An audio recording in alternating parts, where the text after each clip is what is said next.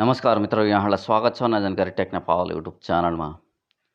म आज तपाईहरुलाई मोबाइल ब्याङ्किङको बारेमा केही कुराहरू सेयर गर्न जाँदैछु। मोबाइल ब्याङ्किङको खाता कसरी खोल्ने भनेर म सिकाउन जाँदैछु। र मोबाइल ब्याङ्किङबाट हामीले अहिले सजिलो गरी घरमै बसी धेरै प्रकारका कामहरू गर्न सकिन्छ। जस्तै स्कुलको हामीले फी तिर्न सकिन्छ, इलेक्ट्रिसिटीको बिल तिर्न सकिन्छ, पानीको, बिजुली, बत्तीको बिलहरू तिर्न सकिन्छ।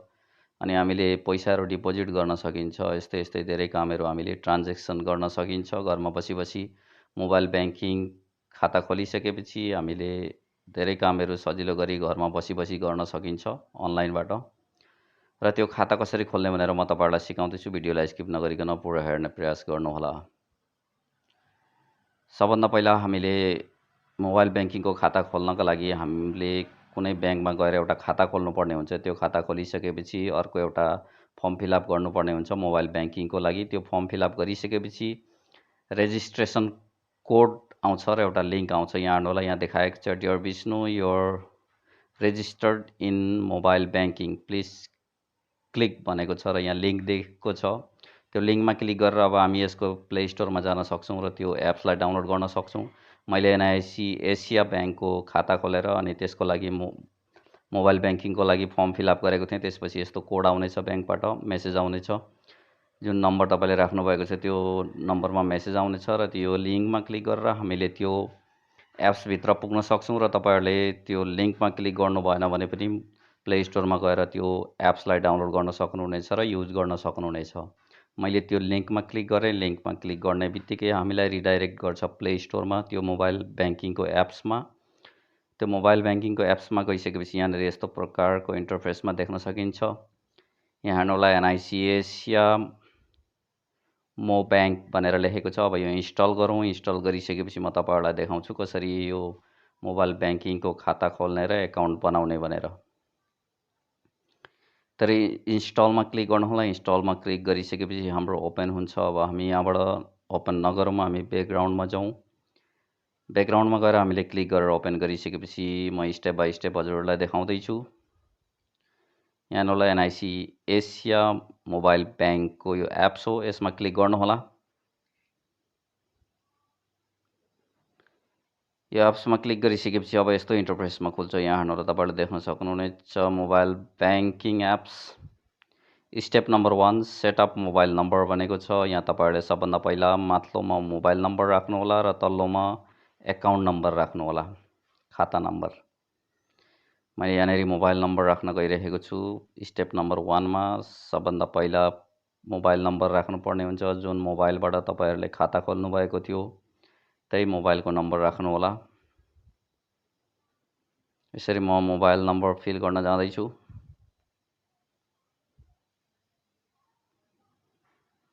तपाईहरुको आफ्नो मोबाइल नम्बर चाहिँ राख्नुहोला माथिल्लोमा। मोबाइल नम्बर माथिल्लोमा राखिसकेपछि अब तपाईहरुले दोस्रोमा एकाउन्ट नम्बर राख्नुपर्ने हुन्छ। तपाईहरुको खाताको नम्बर एकाउन्ट नम्बर बनेर आएको छ। यो खाता नम्बर यहाँनिर राख्नुहोला, यहाँ फिल गर्नुहोला। म यहाँ फिल गर्न गइरहेको छु।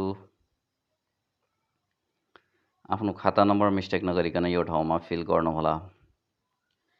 यसरी खाता नम्बर फिल गरिसकेपछि अब हामीले नेक्स्टमा क्लिक गर्नुपर्ने हुन्छ।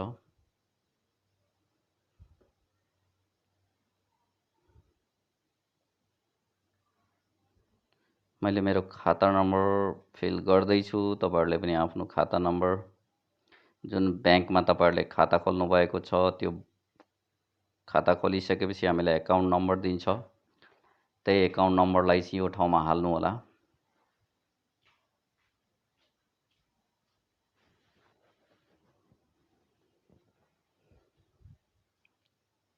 त्यो एकाउन्ट नम्बरलाई यो ठाउँमा हालेर नेक्स्टमा क्लिक गरिसकेपछि हामी अगाडि बढ्न सक्छौँ। खाता नम्बर मिस्टेक नगरिकन हाल्नु होला। त्यही भएर मैले पनि यहाँ अलिकति समय लागे बरु लागोस्, खाता नम्बरलाई मिस्टेक नगर्नु होला। एकाउन्ट नम्बरलाई मिस्टेक नगरिकन हाल्न सक्नुहुन्छ तपाईहरुले। मैले एकाउन्ट नम्बर राख्दैछु।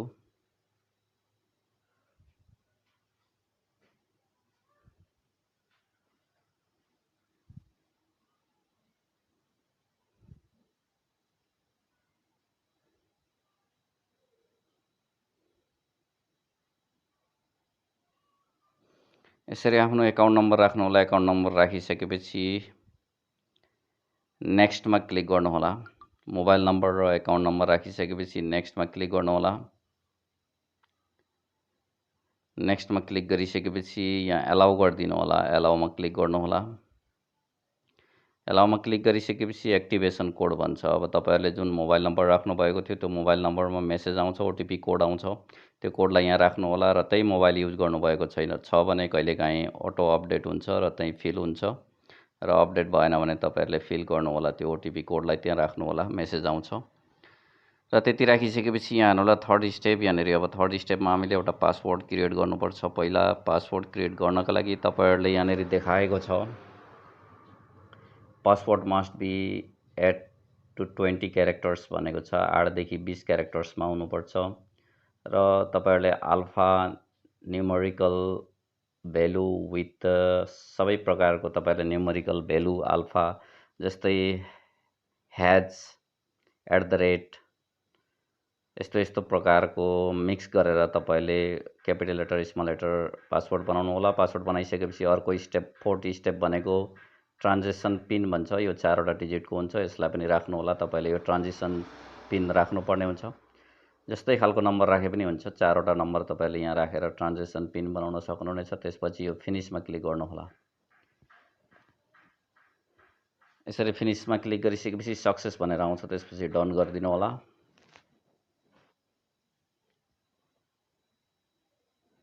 डन गरिसकेपछि अब हामीले जुन मोबाइल नम्बर राखेका थियौं त्यो मोबाइल नम्बरलाई यहाँ राख्नु होला र अघि पासवर्ड क्रिएट गरेका थियौं त्यो पासवर्डलाई पनि यहाँ राख्नु होला र लगइन नाउमा क्लिक गर्नु होला। त्यति गरिसकेपछि हामी हाम्रो मोबाइल ब्याङ्किङ एकाउन्ट बनाइसकेका छौं र अब हामी लगइन हुने छौं। त्यसको लागि मोबाइल नम्बर जुन हामीले राखेका थियौं त्यही मोबाइल नम्बरलाई त्यहाँ राख्नु होला र अर्को त्यहाँनिर पासवर्ड भनेको छ जुन पासवर्ड हामीले अघि क्रिएट गरेका थियौं त्यो पासवर्डलाई त्यहाँ राख्नु होला र लगइन नाउमा क्लिक गर्नु होला। त्यति गरिसकेपछि हामी भित्र छिरिसकेका छौं। यहाँ मैले सायद मिस्टेक गरेँ, केही नम्बर्सहरु मिस्टेक गरेँ, म फेरि हाल्छु। यस्तो एरर कोड देखायो। यहाँनिर नम्बर मिस्टेक भएको छ सायद। नम्बर मिस्टेक नगरिकन राख्नु होला। यसरी राखेर आफूले अघि क्रिएट गरेको पासवर्ड मोबाइल नम्बर राखेर अघि क्रिएट गरेको पासवर्ड राखिसकेपछि तपाईहरु लगइन नाउमा क्लिक गर्नु होला।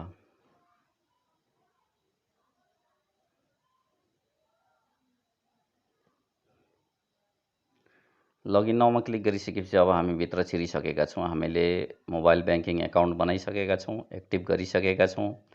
अब यहाँ हेर्नु होला तपाईहरुले माई एकाउन्ट भनेर देखाएको छ। यहाँनिर तपाईहरुको एकाउन्टको डिटेल्स देखाएको छ र तपाईहरुसँग भएको हालको पैसाहरु ब्यालेन्सहरु देखाउँछ। यतापटि सार्नुभयो भने तपाईहरुले यहाँनिर देख्न सक्नुहुन्छ। अब यहाँ भन्दै छ तपाईहरुले यो फेरि यो अर्कोचोटि यो एप्सलाई लगइन गर्नको लागि यो मोबाइल ब्याङ्किङमा लगइन गर्नको लागि फिंगरप्रिन्ट राख्न सक्नुहुनेछ भनेको छ। तपाईहरु राख्न चाहनुहुन्छ भने यसमा गरेर क्लिक गर्नु होला र म राख्न चाहन्न नेभर अथवा लेटरमा क्लिक गरेर चाहिँ म अगाडि बढ्छु। तपाईहरु एकै क्लिक फिंगरबाट खोल्न चाहनुहुन्छ भने त्यो फिंगरमा यस गरेर चाहिँ फिंगर राख्नु होला र तपाईहरुले त्यसलाई सेफ्टी बनाउन सक्नुहुनेछ। र यहाँ हेर्नु होला तपाईहरुले देख्न सक्नुहुनेछ अब विभिन्न प्रकारका यहाँनेरि अप्सनहरु देखाएको छ। My account, payment, deposit, send money, कसैलाई पैसा पठाउने अथवा यहाँ schedule payment, scan to pay, यी धेरै प्रकारका तपाईहरुले यहाँनेरि अप्सनहरु देख्न सक्नुहुनेछ। यो सबै युज गर्न सक्नुहुनेछ। धेरै सजिलो छ मोबाइल ब्याङ्किङबाट। तपाईहरुले यहाँनेरि आईपीओ पनि फिल गर्न सक्नुहुनेछ। एप्लाई शेयर भनेको छ। आईपीओ शेयर खरिद गर्न सक्नुहुनेछ। माई एकाउन्ट, त्यसपछि पेमेन्ट यहाँबाट तपाईहरुले हेर्नु होला स्कुलको फी तिर्न सक्नुहुनेछ, टप अप पेमेन्ट गर्न सक्नुहुन्छ, रिचार्ज कार्ड पनि खरिद गर्न सक्नुहुनेछ, लोड वालेट अथवा क्रेडिट कार्ड पेमेन्ट यी सबै प्रकारका युज गर्न सक्नुहुनेछ। यहाँबाट डिपोजिट गएर तपाईहरुले आफ्नो ब्याङ्कमा डिपोजिट पनि राख्न सक्नुहुनेछ। आशा छ यहाँहरूलाई भिडियो मन पर्नेछ। आउँदा दिनहरुमा यस्तै नयाँ नयाँ युट्युब टिप्स एन्ड ट्रिक्स भिडियोहरुको साथमा आउनेछु। अहिलेको लागि यति नै। हवस् त, धन्यवाद। जय नेपाल।